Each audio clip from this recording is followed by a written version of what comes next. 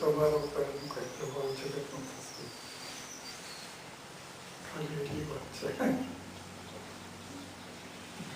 તો તમે સમાજમાં રહો તો સમાજમાં બી આપણે બધાને પોતાના સમજી લે તો પછી તકલીફ નહીં પડે. પણ તમે ડિવિઝનમાં આવશો કે ભાઈ આપણા છે આ પરાયા છે ઈ જ નથી થતું ને. તો પછી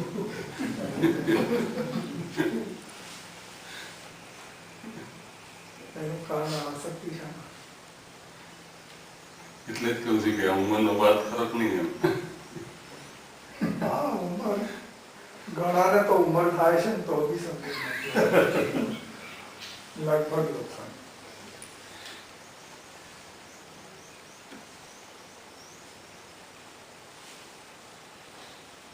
આ તો યુદ્ધ છે કરતા રહેવું જ્યાં સુધી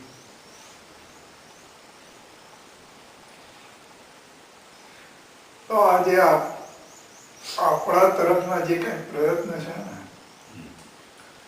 એ ચિત્ત શુદ્ધિ સુધી છે. ત્યાં પછી આપણો પ્રયત્ન છે સમાપ્ત છે. પછી એની કૃપા ઉપર કે ક્યારે એને આપણે એટલી તૈયારી રાખવાની કોઈ રીતે શું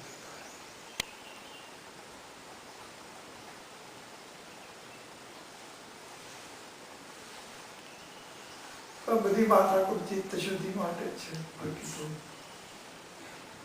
પછી તો જે કાંઈ છે આપણી અંદર જ છે. બહાર તો ક્યાંય શોધવા જવાનું કાંઈ. તો આજે આપણે તીર્થયાત્રા અને વ્રત ઉપવાસ એક જાતની તપસ્યા અને તમને એ બધું જોઈ લો એટલે તમને એમ થાય કે ભાઈ જે કાંઈ છે એ બધું આપણી અંદર જ છે. આ તો ખાલી ધક્કા ખાવાના.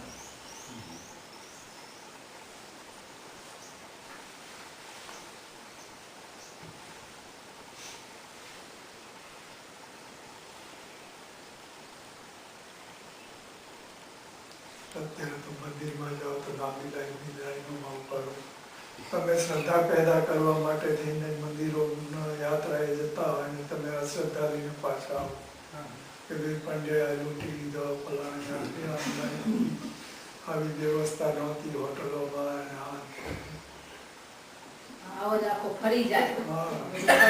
ઘરે બેસીને જે કાંઈ છે ખાઈ પીને આપણે બધું કરીએ. પણ મનની અંદર જે આપણી વાસના છે જે યાત્રા કરવા એ બી એક વાસના છે. તો એની પૂર્તિ કરી લેવી ને પછી જ્યારે આપણામાં સમજણ આવી જાય કે ભાઈ જે કાંઈ છે આપણે અંદર છે ઘરે બેસીને ભજન કરવું. પઠે દ્વારકા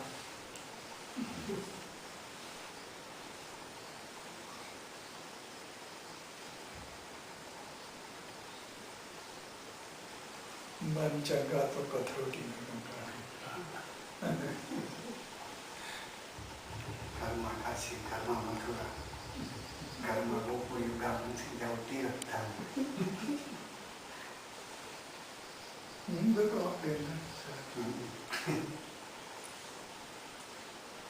નરેન્દ્રભાઈએ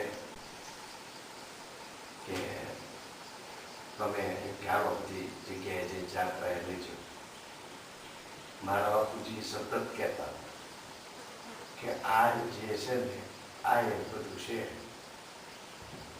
જ્યાં જઈશ ને પેલા અહીંયા મને બધું કહે છે ને આ જ ઝાડ છે, આ જ પાન છે, આ જ આકાશ છે, આ જ ધરતી છે.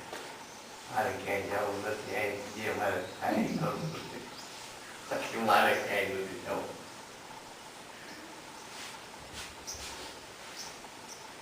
અને હકીકત તો એ છે કે જે જગ્યાએ આપણે રિયાઝ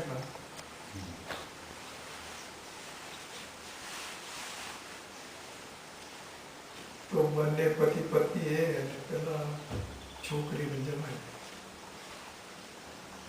તો એમાં એ લોકોને કાંઈ ખટપટ થઈ એટલે જમાઈ છોકરી છે પેલા વ્રત હતા એમને યાત્રામાં મૂકી પાછા આવતા.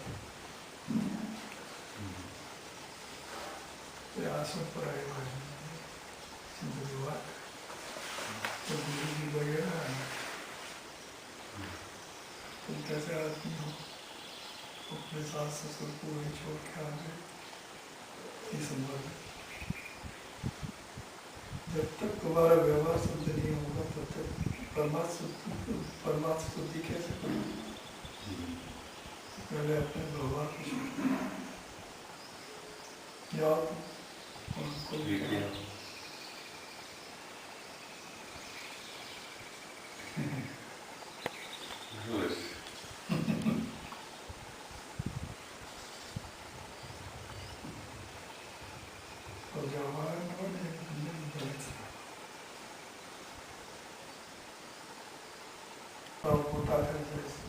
ઉંમરનો વાંધો નહીં ને.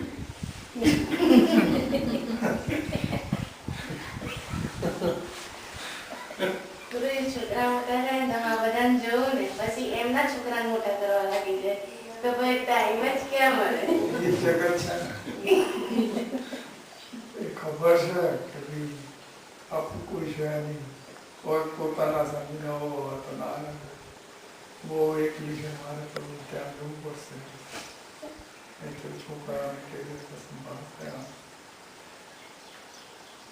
તો એ પછી પક્ષી છે મોટું થઈ જાય એટલે પછી એને છાંટ પાડીને ભગાવે છે ને તો પક્ષીઓમાં તો એ સ્થિતિ છે આપણે તો ભેગા કરીને રાખવાનો પ્રયત્ન કરીએ પહેલા ચાર્જ મારીને ભગાવે તો બી આપણે પકડી રાખીએ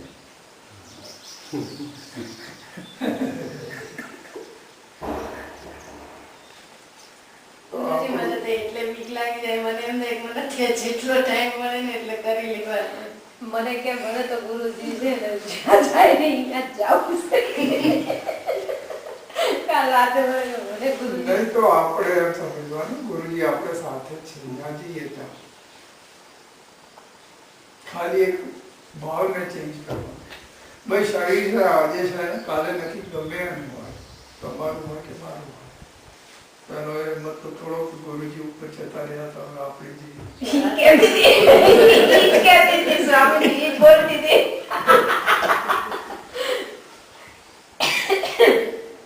કાલ રાતે અમારે પાણી ભરવાનું હતું ને ગુરુ કર્તવ્ય કર્તવ્ય આપણને સોંપવું હોય સાધન ભજન કરવાનું તો એ કરીએ એ બી ગુરુની સેવા છે કાલે 12 વાગ્યા સુધી જાય કે પાણી ભરવાનું હતું ને તો 12 વાગ્યા સુધી જાય કે પછી એવી જ વાતો કરતી હતી કોઈનો કાંઈ ભરોસો તો છે નહીં ક્યાં સુધી પાસે કરતા છે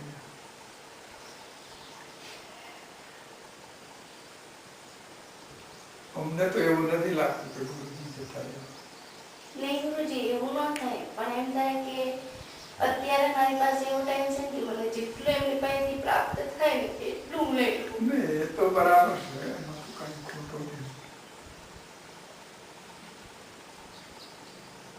અમને તો ગુરુજી કહ્યા તો બી અમે કોઈ દાડો મનમાં એવું નથી લાગ્યું કે ગુરુજી જતા રહ્યા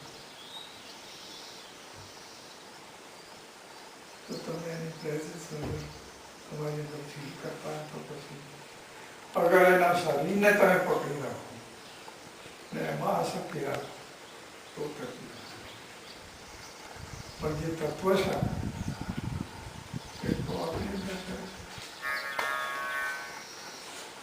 એનો અહેસાસ તો મને ગુરુજી ઘણી વખત થાય. હું ક્યારે પણ એકલી હોય ને મને ગમે એટલા પ્રશ્ન ઉઠે એ મને બધા જ જવાબ મળે મને એમ સતત તમારું શાંતિ રહે છે પણ અંદરથી અહીંયા મને એમ થાય કે હું થોડી વાર બીજી પાસે જઉં મારું કંઈ નક્કી ન જાય.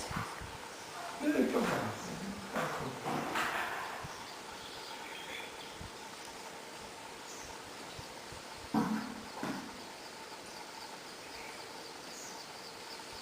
મોટા ગુરુજી બીમાર હતા ને તો પેરાલિસિસ થઈ ગયેલો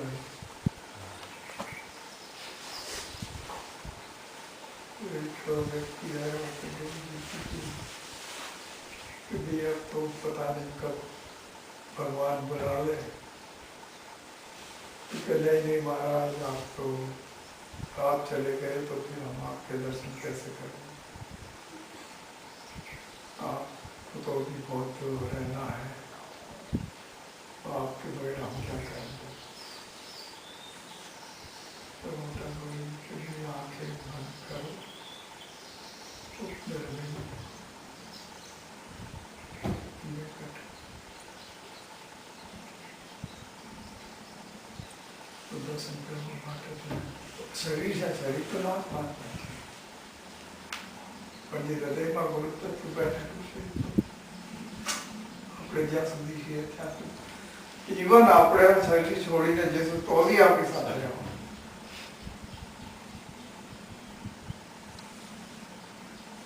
એ તો જ્યાં સુધી તમને આ બધી માથાકૂટમાંથી છુટકારો નહીં થાય ત્યાં સુધી એ ગુરુ તત્વ છોડવાનું નથી. ભલે ગમે એટલા જશે.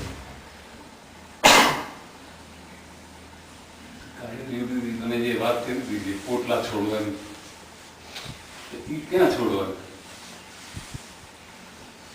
ભાઈ અત્યારે આપણે આજે આપણો જગત નો વિસ્તાર કરીને બેઠા છીએ, તો આપણું મૃત્યુ તો આવવાનું જ છે. તો હવે એ જગત આપણે જે આપણા ચિત્તની અંદર જે ભેગું કરીને રાખ્યું છે, આપણું શરીર તો ખાલી પંચતત્વ છે, એ જ એનું જ મુક્તિ થવાનું, એ જ ખતમ થવાનું. બાકીના જે તત્વો છે એ તો જીવાત્માની સાથે જવાનું. તો જગત છે એ તો ચિત્તની અંદર બેઠેલું છે. તો અહીંયાનું જે ચિત્ત છે એ તમે અહીંયાથી સમેટી પોટલી વાળી અને તમે આ શરીરને છોડી દેવા, તો એ પોટલી તમારી સાથે ગઈ. હવે તમે નવો જન્મ લીધો. મનુષ્ય જન્મ જ મળવાનો? હા, એ તો તમારી જે વાસના છે એ પ્રમાણે તમને જન્મ મળશે. અગર તમે સાધક છો અને સાધના કરતા રહો તો તમને મનુષ્ય જન્મ મળવાનો કોઈ શંકા. પણ બીજી વાસનાઓ અગર તમારી પ્રબળ હોય, સંસારીઓ હોય, તો એનું કઈ કહેવાય નહીં. અગર એનિમલ પેશન્સ હોય તો પછી એ લોકો જાનવર બી બની શકે, એમાં એની વાસના પૂરી કરી ફરી પાછા મનુષ્ય જન્મમાં આવે. પણ જે સાધક છે, જેને ચિત્ત છે પરમાત્માની પ્રાપ્તિમાં લાગેલું છે, તો પછી મનુષ્ય તો જ્યાં જશે ત્યાં વળી પાછી એનો ટાઈમ એની વળી પાછી દુકાન ખોલી બેસી જશે. જે કાંઈ માલ એની પાસે છે તો એ પોટલી ખોલવાની છે.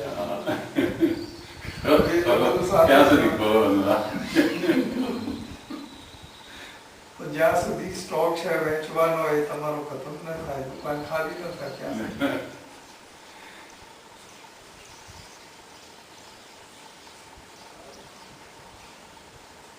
પોણા 10 થઈ ગયા, 9 વાગ્યા જવાની